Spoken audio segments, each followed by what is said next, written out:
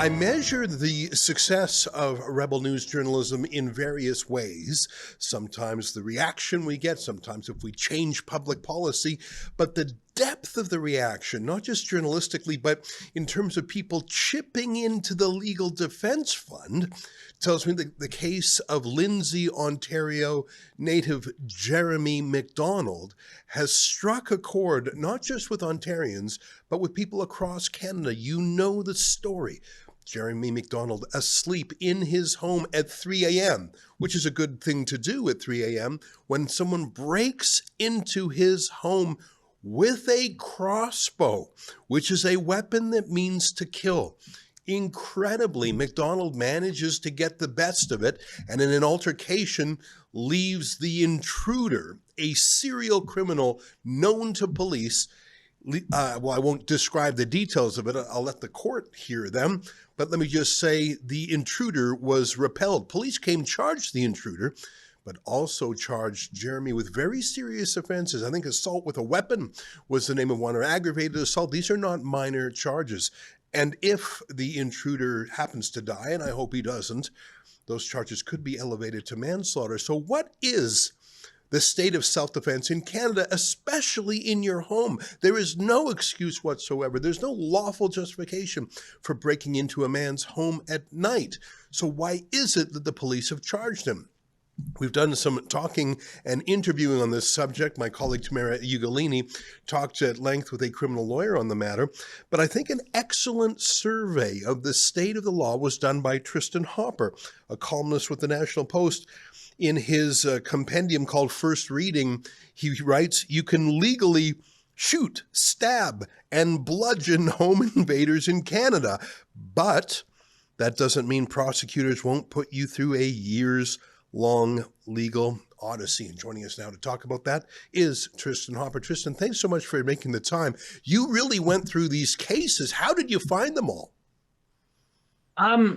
Pretty easy. It's something I've sort of been looking at on and off since 2011. So there are some sort of, if you speak to sort of legal experts or lawyers who specialize in them, there's a few sort of cases they'll point you to. There's a few that are high profile, and then there's a few that have gone under the radar.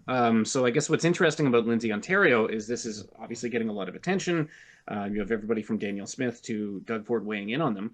But it's not an atypical case. There's been any number of cases just in the last few years, very similar, in which someone's asleep in their home, home invaders, they either kill them or injure them, and they are faced with criminal charges. So cases like this have happened a lot.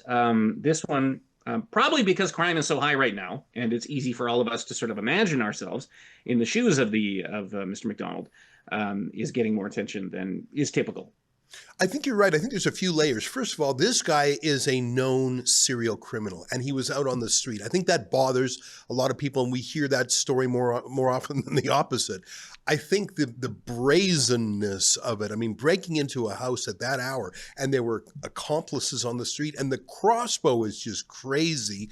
And I think my theory, Tristin, is that one of the reasons police charged Jeremy McDonald, the homeowner, is because they want to tamp down any member of the public who's getting big ideas about finding an alternative solution to home security other than the police. I mean, we all know the Toronto police officer whose advice was have your key fob to your car near the front door so that when your home is raided, it's easy for the criminals and they don't linger.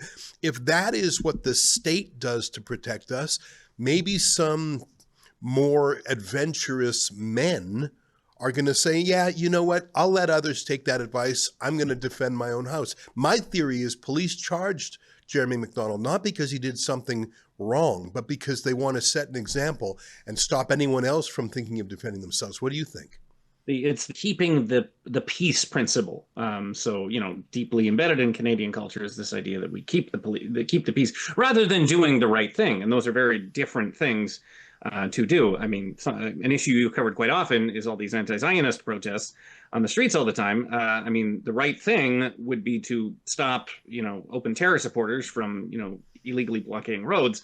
But instead, you keep the peace. You do the less disruptive option, which is to let the anti-Zionists just have free reign over the street.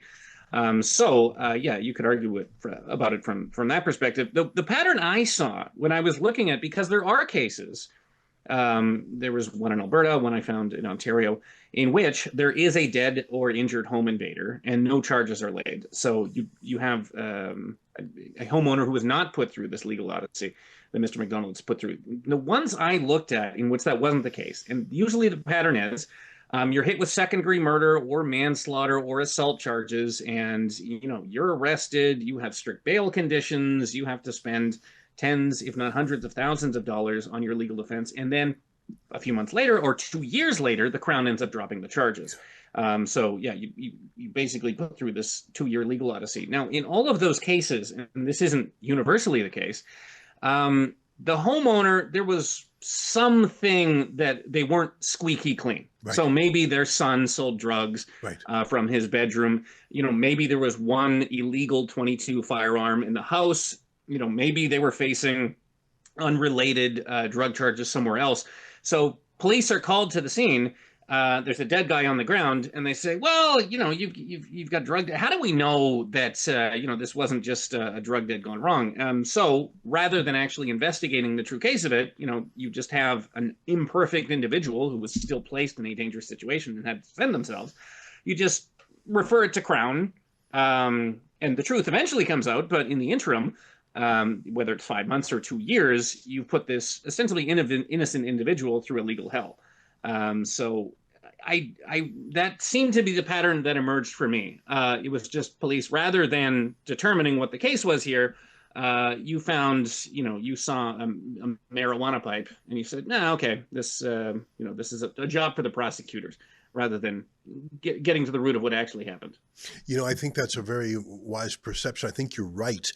Lavrenti Beria, the old Soviet secret policeman, said, "Show me the man, I'll find you the crime." And the thing is, none of us are perfect. And if we are in our own homes, maybe there's something that uninvited police into our homes might see something that maybe, I'm not making a confession here, by the way, but I think you're exactly right. Police might say, "Oh, you're not as squeaky clean." But the thing is, the right to self-defense doesn't depend on you being a squeaky clean, virtuous saint.